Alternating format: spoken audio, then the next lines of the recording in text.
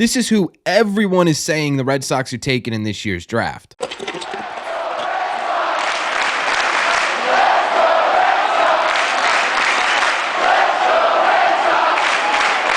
What is going on, everybody? Welcome back to Red Seat Radio. My name is Corbin. The MLB draft is just a couple of days away. This Sunday, the Red Sox will have a brand new crop of MLB prospects to talk about, and right now there's one name being attached to the Red Sox more than anyone else, that name being Christian Moore. So what we are going to do in today's video is talk about why everyone is attaching Christian Moore to the Red Sox first-round draft pick, what he's done in college, and why he could make sense for this Red Sox team. Thank you all very much for clicking on this one. Let's get into it. Now, obviously, not everyone in the world is saying the Red Sox are potentially drafting Christian Moore. In fact, there are probably 100 different MLB mock drafts you can find somewhere on the internet, but overwhelmingly, when you look at bigger publications like ESPN, MLB.com, Bleacher Report, and others, they have the Red Sox picking Tennessee second baseman Christian Moore with the number 12 pick in this year's draft. And the reason for that is fairly simple. It's a matter of who's the most athletic pick at the time for the Boston Red Sox. If everything goes according to plan, which some years it does, some years it doesn't, right? Last year, we definitely weren't supposed to end up with Kyle Teal, yet he fell into the Red Sox lap and they took advantage of that. However, if everything does go to plan, Christian Moore is more than likely going to be the most athletic option for the Red Sox at the number 12 pick, and there's pretty good reason for that. He was an absolute monster this year for Tennessee, finishing with a slash line of 375 average, a 451 on base percentage, and a 797 slug in 72 games with Tennessee. He also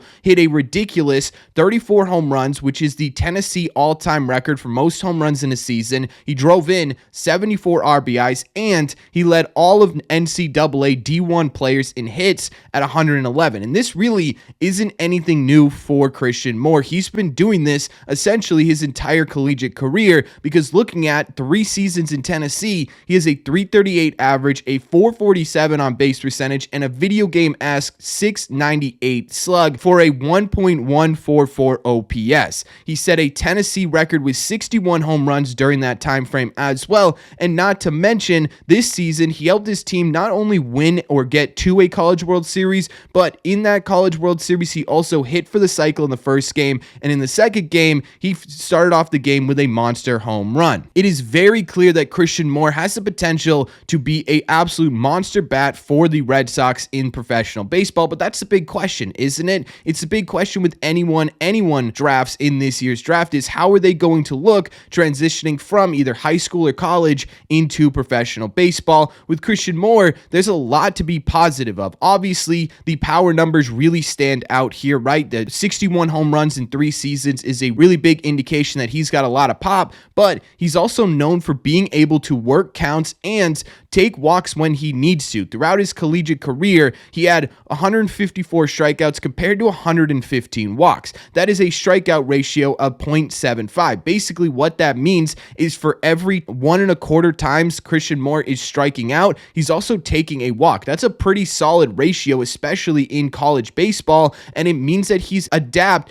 at understanding a strike zone, which is a really interesting indication as to what he could look like at the major league level. Now, obviously, there are going to be risks involved with any prospect, and Christian Moore is not a surefire thing. There are some things that scouts get a little nervous about when looking at who Christian Moore could be. The biggest one offensively that stands out is the fact that his swing can tend to get a little too long in the zone, and he also likes to be very aggressive. He does like to chase pitches outside the zone from time to time, and that can lead to a bit of swing and miss as well as some weak contact outside of the zone. So when you're looking at it offensively, yeah, it makes a lot of sense why the Red Sox would want to be interested in a right-handed power bat. In terms of Christian Moore's defense, right now he can make the highlight reel plays. He's had some highlight moments defensively, especially at second base for Tennessee, but he has been known, according to his MLB profile, to have some issues with routine plays. Now, I don't know about you, but that does sort of remind me of someone already on this Red Sox team by the name of Rafael Devers. But I don't want it to get into people's heads that Christian Moore is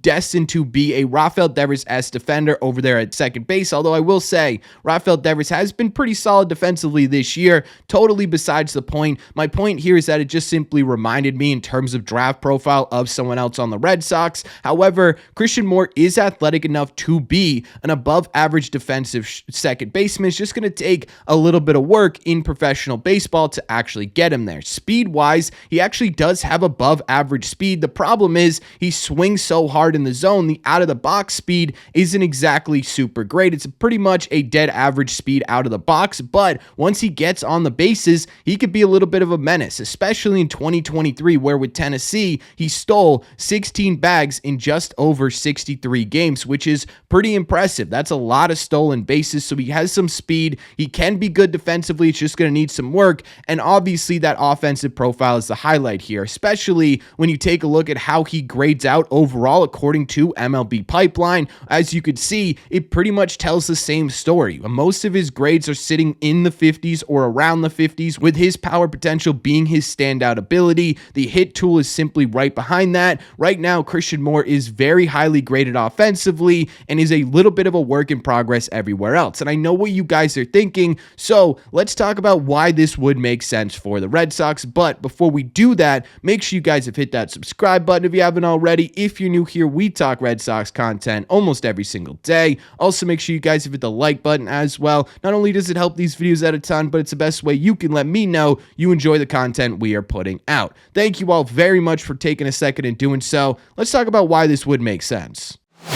Now, I know the overwhelming idea amongst Red Sox fans is that the Red Sox need to select a college-level pitching arm in the first round of this year's draft, and that is still 100% possible, especially with the way drafts go and teams valuing different things and needing different things for their system. There is the potential that one of the higher-ranked pitching prospects ends up falling into the Red Sox lap at number 12, but it's also not entirely likely. There is a chance that Christian Moore ends up being the best pick for the Red Sox at number 12, and there's a couple of reasons for that. One, it would help fill an area of need. Now, there are a couple of very intriguing Red Sox right-handed prospects that have been doing really well this season for this team. Nick York looks like Barry Bonds in AAA right now. Christian Campbell is starting to make waves and start to get on top 100 prospect lists. He's very quickly becoming one of the Red Sox top prospects, but again, they could all absolutely use some more right-handed power at the top of their prospect list. Right now, their top 3 prospects are all left-handed. Right now at the major league level, their best players, Rafael Devers, Jarren Duran, and Tristan Casas, are all left-handed.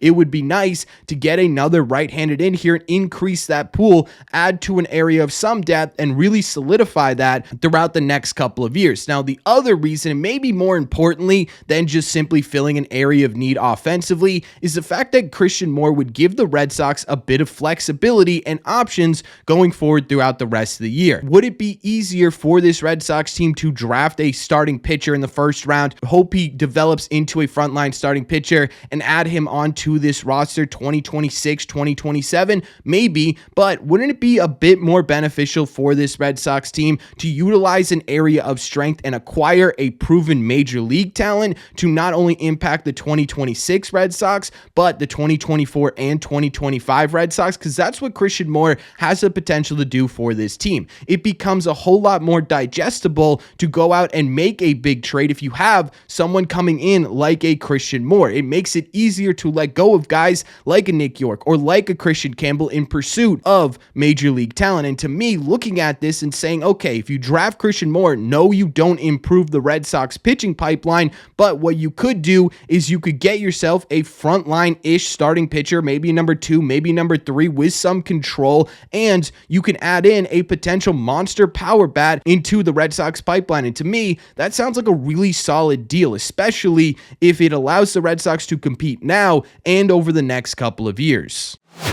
To me, this is the biggest reason why Christian Moore has been so attached to the Boston Red Sox. Again, the answer is unbelievably simple, and it's just simply the fact that it's most likely that Christian Moore is going to be the most athletic player available to the Red Sox with the number 12 pick. And I understand the argument that the Red Sox need to bring in pitching talent. They absolutely do need to bolster their pitching pipeline, but you also have a whole lot of rounds to be able to do that. Christian Campbell was a 4th round draft pick. Roman Anthony was as a second round draft pick, right? You can get really solid players in the second through fourth round, really throughout the entire draft when it comes to starting pitching, and you could still bolster your pipeline while taking the most athletic player available and continuing to keep your options open. I would love the idea of a top 100 pitching prospect for the Boston Red Sox. I think Luis Perez was pretty dang close to that before he got his Tommy John surgery, and I do think we see him pop up on some top 100 lists as he continues to develop throughout the minor leagues.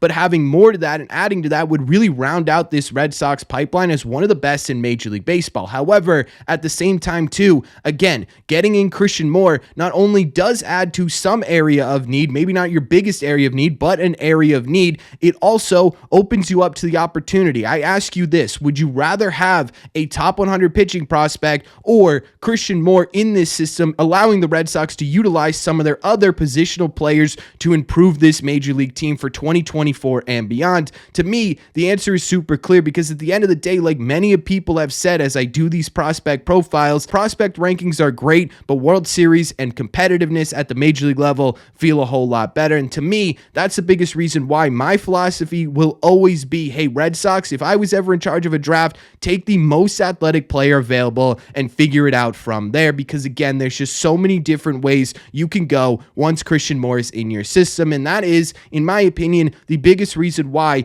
Christian Moore not only makes sense for the Red Sox, but is also being so closely linked to this team. But that's just my opinion. So let me know in the comment section down below, what do you think? What do you think about the possibility of Christian Moore, and why do you think he's been so connected to the Boston Red Sox? Plus, is this someone you would be happy with the Red Sox drafting? Let me know all your thoughts on the latest Red Sox draft news in the comment section down below. As always, if you made it to the end of this video, do me a favor, make sure you guys have hit that subscribe button if you haven't already. Again, if you're new here, we talk Sox almost every single day. Also, make sure you guys have hit the like button. Like I said, it just helps these videos out a ton, and it's the best way you can let me know you enjoy the content we are putting out. Don't forget, if you want to listen to these episodes on the go, you can always do that by heading over to Spotify or Apple Podcasts. Links are in my description, or just any of your favorite podcasting apps, and look up Red Seat Radio. Thank you all very much for clicking on this one, and I will see you in the Red Seats.